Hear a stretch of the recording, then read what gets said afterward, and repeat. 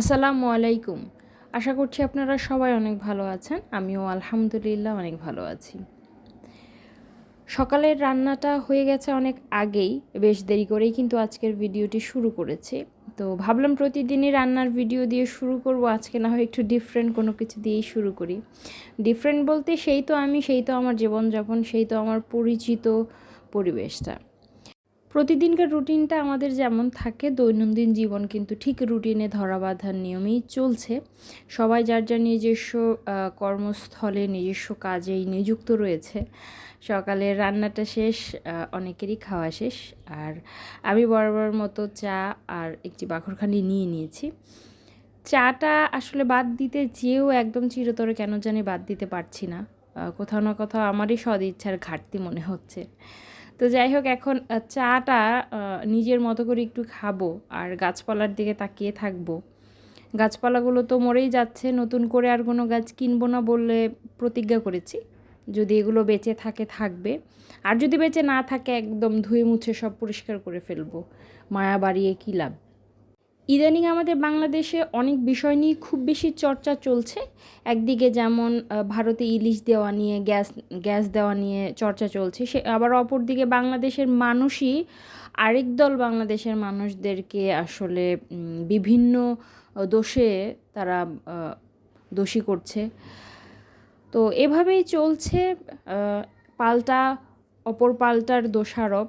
আসলে আমরা না কেন জানি এখন এটা কি বাংলাদেশের সমস্যা নাকি আমাদের সমস্ত মনুষ্য জাতির সমস্যা আমি জানি না। আমরা কখনো অন্য কেউ ভালো করছে, অন্য কেউ আমার থেকে ভালো হয়ে যাচ্ছে, এই জিনিসটাকে আমরা অ্যাকসেপ্ট করতে পারি না কেন জানো। মানে ভালো জিনিসটা কেন জানি কেবলমাত্র আমার দ্বারাই হবে, আমিই সব ভালো কিছু করেছি জীবনে, আমিই সব কিছু করেছি, অন্য কেউ আমার থেকে উপরে চলে গেল, বেটার হলো, তার জীবনটা সুন্দর হলো, এই জিনিসটা আমরা মেনে নিতে পারি না। হোক তা অফিস আদালতে কলিগদের মধ্যে, হোক তা পাড়া প্রতিবেশীদের মধ্যে, হোক তা আত্মীয় স্বজনদের মধ্যে, এমনকি নিজের আপনজনদের মধ্যেও এমন অনেক মানুষ রয়েছে যারা এই ধরনের মনোভাবকে পোষণ করে যে আমার থেকে বেটার কেউ থাকতে পারবে না, আমার থেকে বেটার কেউ জীবনযাপন করতে পারবে না, আমার থেকে বেটার কেউ সুখী হতে পারবে না। এই অসুস্থ প্রতিযোগিতা আর এই অসুস্থ মানসিকতা নিয়েই আসলে আমরা জীবনযাপন করছি। আমার এই রান্নাটা কিন্তু বেশ পুরনো, এটার সুতাগুলো উঠে গিয়েছে, এটা আসলে আমার দোষেই হয়েছে। আমি এটাকে ওয়াশিং মেশিনে দিয়েছিলাম এবং বেমালুম ভুলে গিয়েছিলাম ওয়াশিং মেশিনে আসলে এই জিনিসটা না দেওয়াই বেটার। তবে দিয়েই পরে নিজের ভুলটা বুঝতে পেরেছি, সুতাগুলো উঠে একাকার হয়ে গিয়েছিল। এই রান্নাটার বয়স প্রায় 3 থেকে 4 বছর হবে। আর যেহেতু এটা পরেই ছিল, কোনো ব্যবহারই হচ্ছিল না, তো ভাবছি যে শুধু শুধু ঘরে না রেখে এটার ব্যবহারটা করি। আর বাড়তি যে সুতোগুলো ছিল সেগুলো আমি একটু কেটে নিচ্ছি, কারণ এটা সহকারে তো আসলে আর বেছানো সম্ভব না, দেখতে খুবই বাজে লাগছিল। তো ভাবলাম যে এটা ব্যবহার করি যতদিন ব্যবহার করা যায়। আর এই কাজে আমার ভাগ্নি আমাকে আজকে সাহায্য করছে, করে ওরা নিজেদের মতো করে যতটুকু পারে পড়াশোনার ফাঁকে ফাঁকে।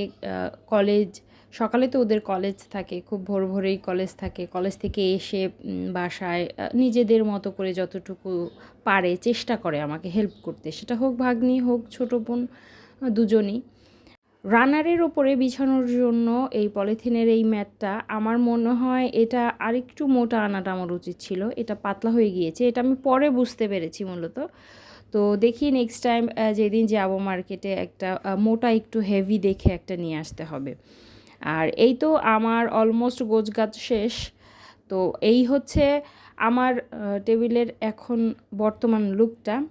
তো ভালো লাগছে, মাঝে মাঝে একটু চেঞ্জ হলে হয় কি যে দেখতে সুন্দর লাগে, চোখের একটা তৃপ্তি কাজ করে।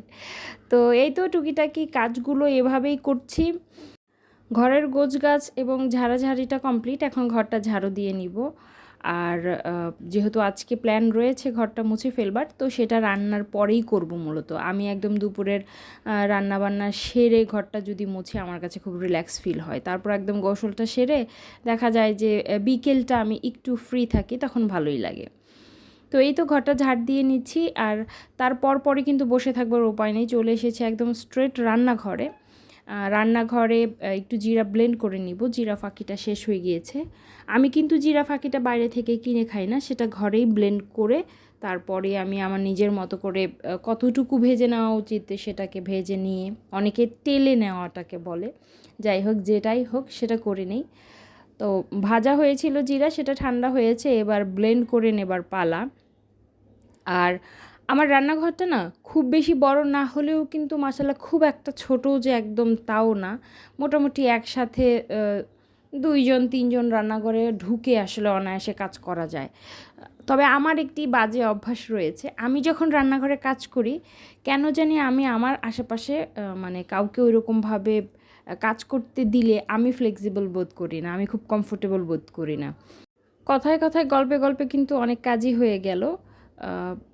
তরকারিটা হয়ে গিয়েছে, এখন শাকটা বসিয়ে দিয়েছি আর অপর চুলায় ভাজিটা হচ্ছে। তো এভাবে পাল্টাপাল্টি করে রান্নার কাজগুলো হচ্ছে। আমি যখন ঢ্যাঁড়স ভাজি করি, ঢ্যাঁড়স ভাজিতে লবণটা আমি চুলায় বসানোর সময় দিই না, একটু দেরি করেই দিই। তো ভাজিটা শেষ, এখন ভাতটা বসিয়ে দিয়েছি। আর যেহেতু শাকটাও হয়ে গিয়েছে, কালকের যে সবজিটা ছিল সেটা জাল দিয়ে নিচ্ছি। অনেকটা সময় চলে গিয়েছে, দুপুরের খাওয়া দাওয়া শেষ করে বিশ্রাম নিয়েছি। আসরের পর পর ভাতিজি এসেছে, আবদার করছে যে তুমি অনেক দিন ছাদে চলো না আমার সাথে, তুমি চলো ছাদে যাব, আমি সাইকেল চালাবো, তুমি দাঁড়িয়ে থাকবে।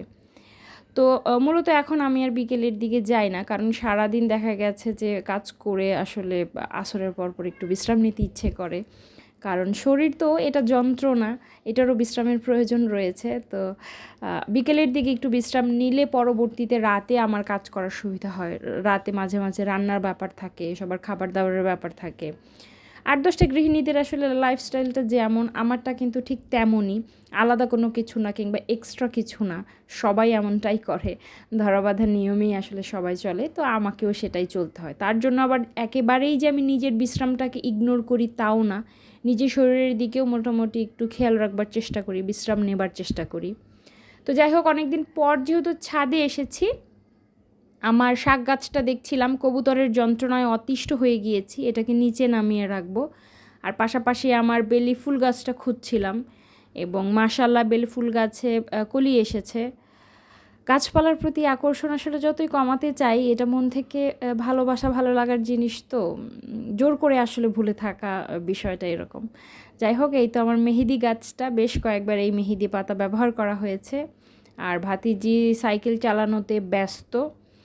আর বরাবরই বিকেলের আকাশটা অসম্ভব সুন্দর থাকে, আর এই সুন্দর বিকেলের আকাশ দেখতে দেখতে আজকের মতো ভিডিও থেকে বিদায় নিচ্ছি। সবাই অনেক ভালো থাকবেন, আশেপাশের মানুষগুলো যেন ভালো থাকে আপনার দ্বারা, সেটার খেয়াল রাখবেন। আজকের মতো আসছি, আল্লাহ হাফেজ।